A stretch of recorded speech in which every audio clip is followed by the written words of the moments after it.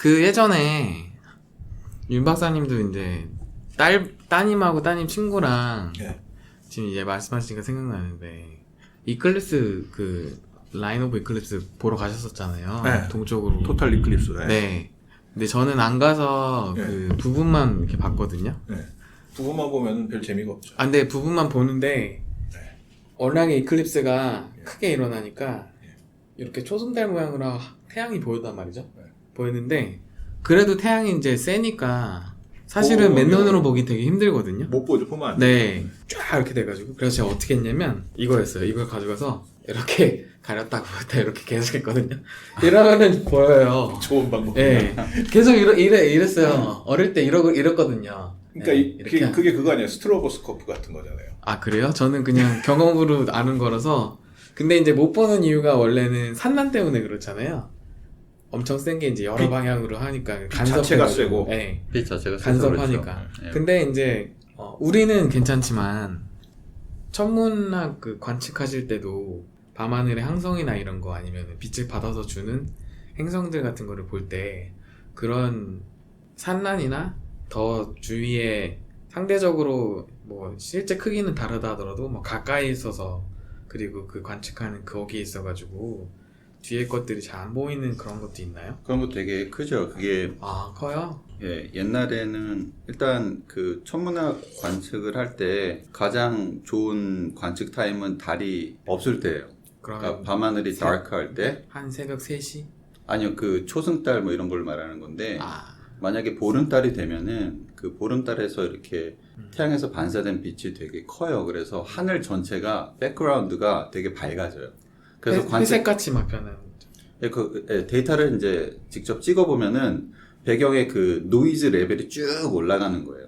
관측자 입장에서는 어떤 특정한 어두운 대상을 관측을 해야 되는데 그 달빛도 산란이 된다는 거잖아요. 그죠? 달빛 되게. 때문에 대기 때문에 산란이 돼서 이렇게 하늘 전체가 밝아지는 거예요. 그리고 이제 그게 심한 게 이제 도시 근처에 가면은 네. 이제 광해라고 그러는데 라이트 폴루션이죠. 그러니까 도시에서 나오는 빛이 대기 쪽으로 빛. 해로운 빛 뭐 이런 예, 식으로. 그쵸. 아. 예. 그래서 이게 도시에서 나오는 불빛이 너무 밝아서 네. 하늘 전체가 밝아져요. 네, 맞아요. 그래서 이러고 보잖아요. 막 가로등 가리고 보잖아요. 예, 그것뿐만이 아니라 하늘 자체가 밝아져요. 잘 못 PCI 느꼈을 있으면 때 주의. 도시 근처에 보면 하늘은 되게 밝아요. 도시 자체에서 나오는 빛이 그 대기에 반사돼서 그래서 그 대도시에서 관측을 못하는 이유가 그 이유예요. 주변에서 생기는 그런 광해가 너무 크기 때문에 그래서 사람이 안 사는 이제 그런 데로 가는데 높고 그래서- 사람이 없는 데. 예, 그래서 이제 똑같은 이유로 밤하늘에 달이 있으면 관측하기 되게 안 좋아요. 백그라운드에 있는 노이즈 레벨이 쫙 올라가서 어두운 별들이 그 노이즈에 묻히는 거예요.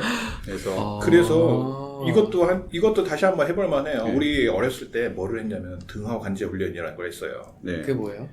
도시 전체의 불을 다 꺼버리는 거예요. 그래가지고서 그때 나왔던 얘기가 뭐냐면은 유신시대 아니에요? 유신시대? 그렇죠. 그 상황에서 완전히 도시에 있는 불이 다 꺼진 상태에서 담뱃불을 켜잖아요. 그러니까 담배 그 네. 끝에 붙어 있는 불빛이 1km 정도 떨어진 데서도 보인다. 그 정도로 얘기했거든요. 아. 그러니까 그 정도 상황에서는 아마 등하관제 훈련을 하면은 하늘만 깨끗하면은 은하수가 보이지 않을까. 등하관제 훈련이 근데 뭐예요? 불을 다 끄는 거예요, 그냥. 끄고 뭐 하는 거예요? 훈련하는 거예요. 만약에 전쟁 시에 네. 도시에 불이 켜져 있으면은 이제 위에서 잘 보이잖아요. 네. 그러니까 불을 다 끄는 훈련을 정기적으로 했었어요. 아. 그래서 세대차가 느껴지는구나. 무지하게 있었는데. 느껴지는 거죠. 네.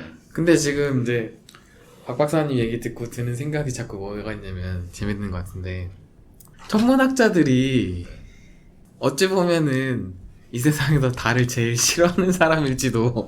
그럴 수도 있죠. 네. 근데 되게 웃기잖아요. 하늘의 별을 되게 쳐다보는 사람들인데 하늘에 있는 달을 제일 싫어할지도 모른다는 다른 그런 생각이. 관심에도 없는 거죠. 근데 저희 에어로스페이스도 똑같거든요. 저도 저희 과 건물 여기 이제 있거든요. 나이트 빌딩. 거기 4층 가면은 조지아텍 에어로스페이스 티셔츠가 있어요. 근데 여기 이게 문구가 써 있는데 한 20개 정도 써 있거든요. 그래서 뭐 You are on Georgia Tech Aerospace Engineer. If you know one or multi of the following. 막 그런데 첫 번째가 뭐냐면은 You don't want to board an airplane because you know too much about it. 아, 그래요. 예. 그래서 이제 그래서 이제 조금 다시 돌아가면은 이제 예전에는 망원경 성능이 그렇게 좋지 않았을 때는 이제 그게 큰 문제가 안 됐는데 이제 망원경에 CCD를 본격적으로 쓰기 시작하면서 그리고 이제 망원경의 크기가 커지면은 이제 들어오는 빛이 밝잖아요. 그럼 이제 문제가 되는 게 예전에 이렇게 밤하늘에 있는 밝은 사람 눈으로도 보이는 그런 밝은 별들이 망원경으로 봤을 때는 엄청 방해가 되는 거예요. 그 뒤쪽에 있는 이제 더 어두운 걸 관찰하게 되는데 그게 만약에 그 필드 오브 뷰에 들어오잖아요. 네. 별 하나가 들어오면은 그 CCD 안에서 그게 전부 다 그 세츄레이트 돼요. 그러니까 CCD가 담을 수 있는 그 포톤의 양을 넘어서기 때문에 그게 옆으로 다 이렇게 블리딩 합니다. 그러니까 다 옆에 셀로 다 넘어가요. 그래서 예, 이미지가 완전히 망쳐져요.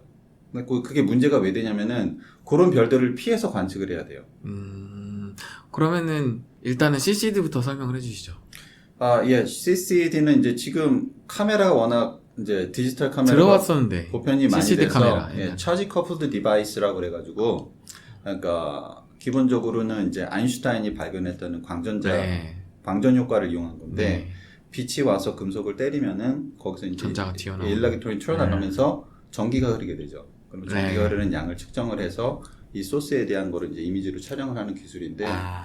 지금은 이제 우리가 갖고 있는 뭐 디지털 카메라나 카메라 모든 것들이 다 그거를 쓰는데 옛날에는 그렇지가 않았죠. 처음에 이제 우리가 사진 찍는 기술이 기본적으로 필름을 이용해서 네. 이제 찍는 기술이었는데 네. 이제 CCD를 이용한 관측이 굉장히 빨리 이루어졌었어요. 그래서 이제 아날로그 시대에서 디지털 시대로 넘어간 거죠. 근데 이제 이게 CCD가 근데 무한정 이렇게 노출을 길게 줄 수 있는 게 아니라 CCD의 그 셀 하나가 이렇게 담을 수 있는 용량이 있어요. 네. 그래서 이제 그거 넘어가게 되면 이제 더 이상 이제 관측 자료로 쓸 수 없는 무의미한 양이 돼요. 왜냐면은 전자가 너무 많이 나오면. 예, 그러니까 들어오는 빛의 양에 비례해서 전자가 계산이 돼야 되는데 이제 더 이상 그 한계 이제 더 이상 이제 세츄레이트 됐다고 그러는데 더 이상 이제 담을 수 없는 공간이에요. 그럼 그거는 그 말이 이제 전자가 날아갈 만큼 날아가서 전류가 더 생길 이상. 수 있는 최대치가 나온다. 예, 빛이 계속 들어오는데 그냥 그쵸. 우리가 측정하는 값은 이제 거기에 머물러 있는 거예요. 예. 그럼 그 다음부터 거의 무시당하는 거랑 똑같은 거예요. 예, 그래서 데이터로서는 거의 의미가 없는 거예요. 제가 들은 얘기로는 그 천체 망원경을 그렇게 찍을 때 보려고 하는 그 위치에 해당되는 데다가 구멍을 뚫어가지고서 그 부분만 이렇게 보게 하는 그렇게 예, 하면은 이제 이거네요. 제가 말한 없애버릴 이거. 수 있잖아요. 예. 그래서 우리가 저번에 분광 관측을 얘기를 했었는데 특정한 대상에 만약에 그 어떤 분광을 한다. 스펙트럼 만드는 거죠. 예, 그러니까 스펙트로스코피를 하는 거죠. 네. 그거 할 때 이렇게 큰 철판으로 다 막아요. 일단 불을 다 막고 네. 원하는 대상에만 구멍을 뚫어요. 오. 그리고 거기다가 이제 그 파이버 옵틱스를 이제 꽂아요. 그럼 거기서 들어오는 빛을 쭉 끌어다가 분광기에다 넣고 이렇게 스펙트럼을 쭉 보는 거죠. 그래서 이제 그게 이제 그런 방법이에요. 주변에 있는 다른 소스들을 블락하는 기술들이에요.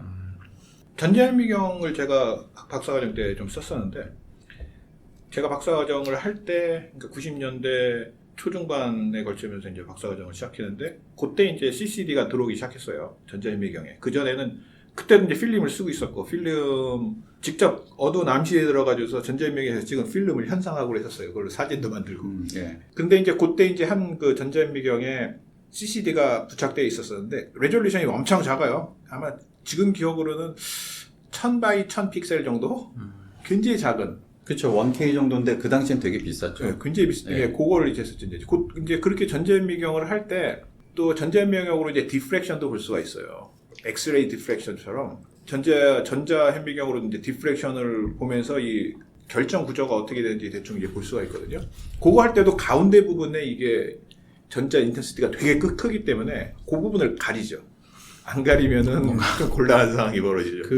그 태양에서 이렇게 뭐 이렇게 가끔씩 무슨 액티비티가 있어가지고 뭐가 뭐 이렇게 네, 플레어나 뭐 그런 거 보셨을 텐데 네. 그런 만안경에서 기본적으로 쓰이는 게 그 태양에서 나오는 불빛을 가려야 돼요. 태양을 그냥 보면은 그러니까 야. 우리가 만든 장비가 관측할 수 있는 빛의 이렇게 레인지가 있는데 그걸 넘어서기 때문에 태양에서 나오는 가장 밝은 부분들을 이렇게 가리게 돼 있어요. 보시면은 가운데가 뻥 뚫려 있는 게 일부러 이렇게 그렇게 이미지를 그렇게 만들어 놓은 게 아니라 디바이스 자체가 거기서 나오는 불빛을 이렇게 블락을 하게 돼 있어요.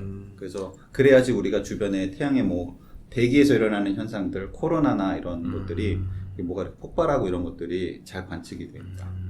그래서 천문학에서는 되게 기본적인, 되게 중요한 테크닉 중에 하나예요. 그래서 그 중요한 우리가 관측할 수 있는 빛의 레인지가 있기 때문에 네. 그 원하지 않는 대상을 이렇게 가리고서 관측을 하는 게 천문학에서 많이 쓰이는 관측 방법입니다. 그 칼세이건, 그러니까 보이저 1호가 찍은 칼세이건이 제안해서 보이저 1호가 찍은 페일 블루다, 네.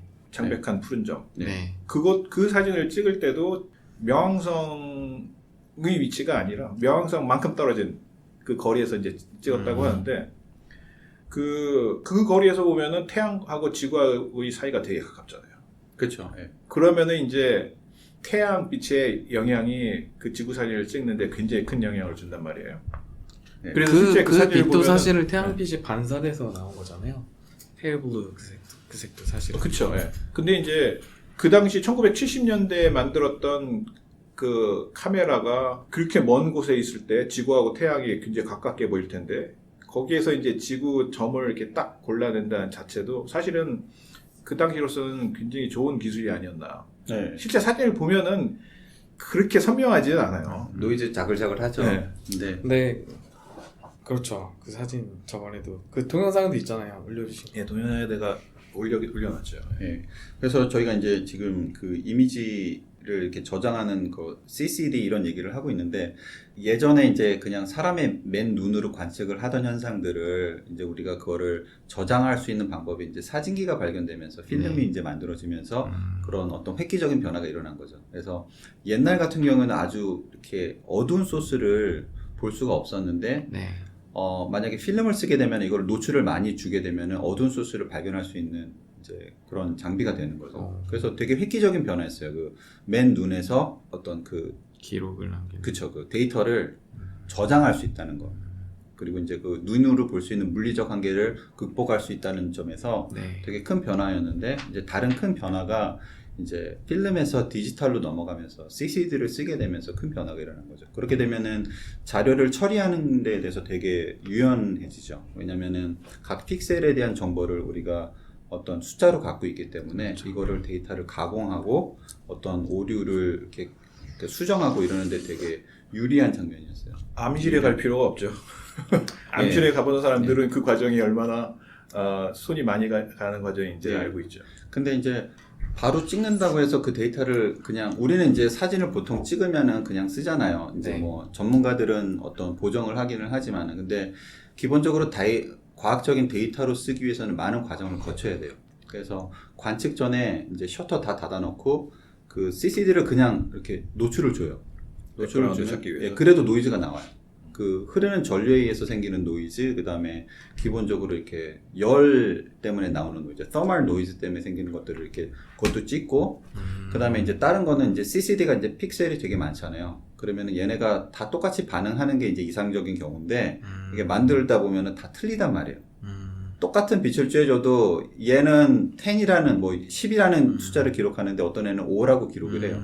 그러니까 반응 정도가 틀린 거예요. 네. 그것을 이제 천문학에서는 플래시라고 그러는데 그래서 이제 그거를 보정하는 작업을 해요. 어떻게 하냐면 그래서 그 트와일라이트라고 그러죠. 네. 그 석양. 예, 석양 해가 이제 지평선 밖으로 넘어갔을 때 이제 밤하늘이 이제 점점 어두워질 때 그러니까 맨 하늘에다 대고서 사진을 찍어요.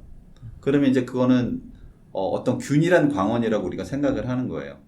그러고서 찍으면 어떻게 나타나냐면은 그 CCD가 반응하는 정도가 나와요. 그러니까 균일한 광원을 준 거죠. 망원경에. 그래서 그러면은 개인 보정을 이제 하는 거죠. 네, 그러면은 예, 그래서 아까 말했던 거 처음에 말씀드렸던 거를 이제 그걸 이제 천문학에서는 바이어스라고 그러는데 바이어스를 빼고 그다음에 플래시라는 걸로 나눠주면은 이게 기본적으로 노이즈 빠지고 그다음에 이렇게 반응 정도가 다른 거를 교정된 그런 이미지를 얻을 수가 있어요. 그다음에도 이제 여러 가지 작업들을 해요. 왜냐면은 그냥 망원경을 틀어놓으면은 이렇게 하늘에서 나오는 코스믹 레이 같은 것들이 막 CCD를 때려요. 그래서 그냥 이렇게 랜덤하게 이렇게 보이는 것들이 있는데 그런 것도 빼는 작업도 하고 그래서 여러 가지 보정들을 한 다음에 비로소야 이제 과학적인 데이터를 이제 이끌어내는 거죠. 1차 함수를 보통 AX 플러스 B라고 표시를 하잖아요. 네. 이제 그래 아까 그 1차 함수하고 이제 연결지어서 얘기를 하면은 그 AX의 A에 해당되는 부분이 바로 이 그 밝은 하늘을 예, 플래시죠. 예, 그걸 그 찍었을 때 그거에 반응하는 정도를 네.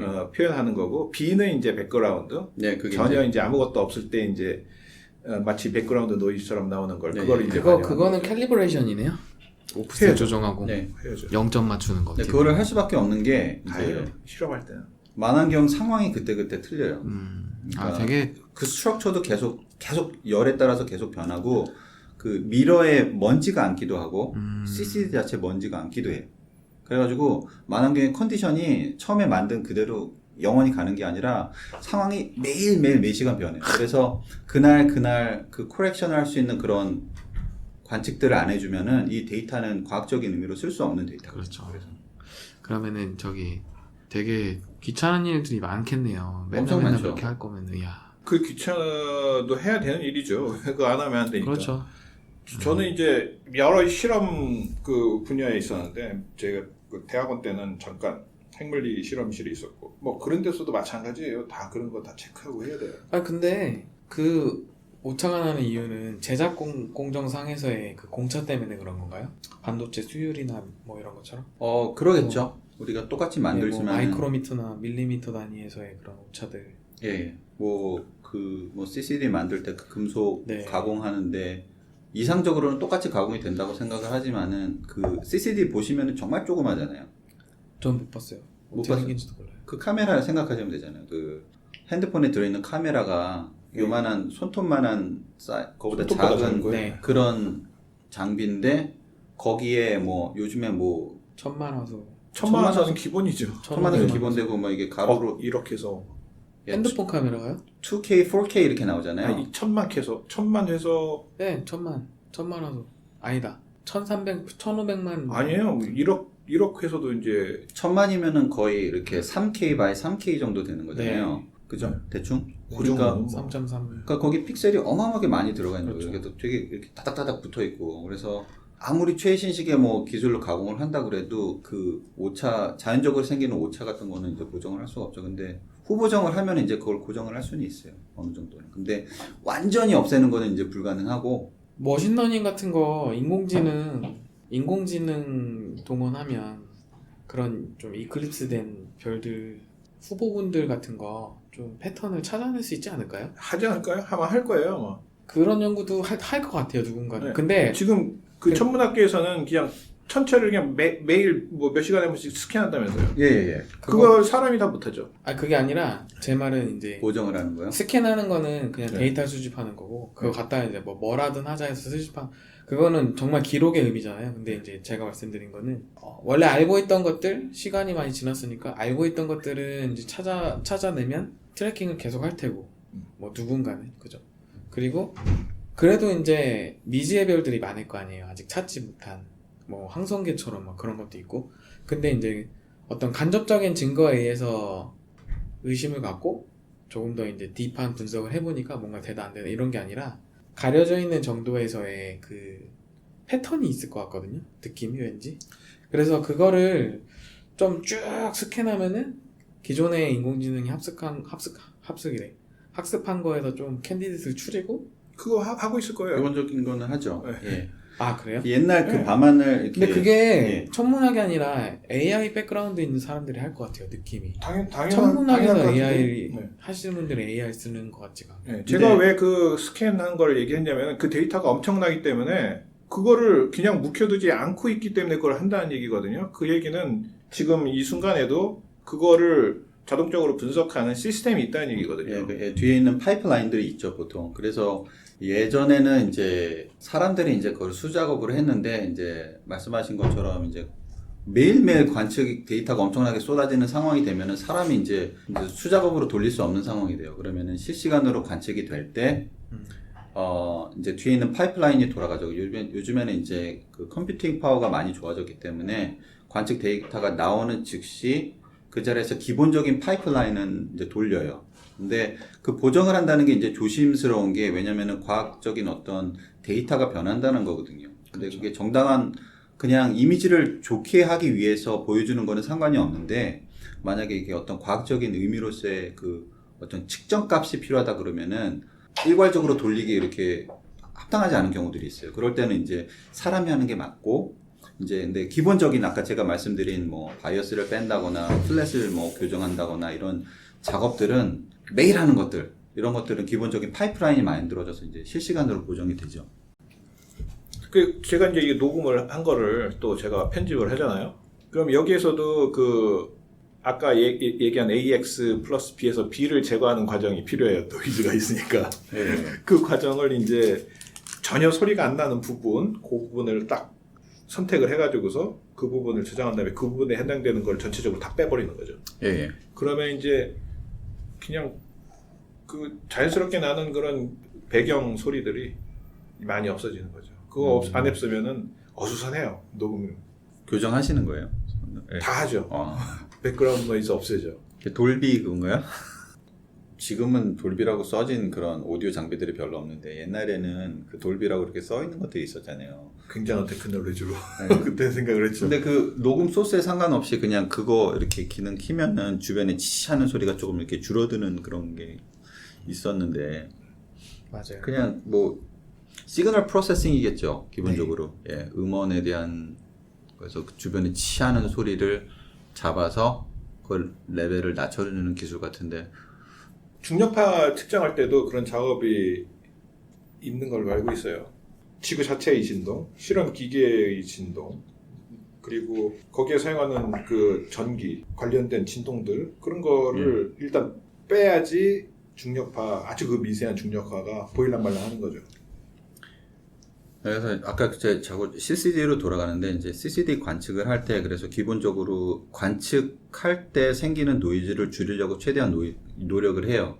그래서 CCD 같은 경우에는 이제 질소로 냉각시켜 가지고서 마이너스 40도인가 50도 정도로 냉각을 시키면은 이제 그 서멀 노이즈가 온도가 내려가니까 서멀 노이즈가 확 내려가거든요. 서멀 노이즈는 뭐예요?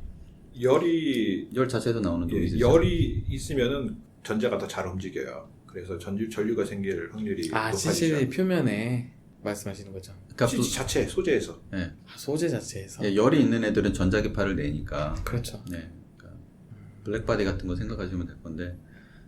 그래서 일단 온도를 뭐 절대 온도 뭐 0까지 내리면 그게 다 죽는 건데 그렇게 하기는 현실적으로 힘드니까 질소로 최대한 냉각을 해서 관측할 때 생기는 노이즈를 최대한 줄이고 그 다음에 이제 아까 말씀드렸던 그 CCD 자체가 가지는 특성들을 보정을 하는 거죠.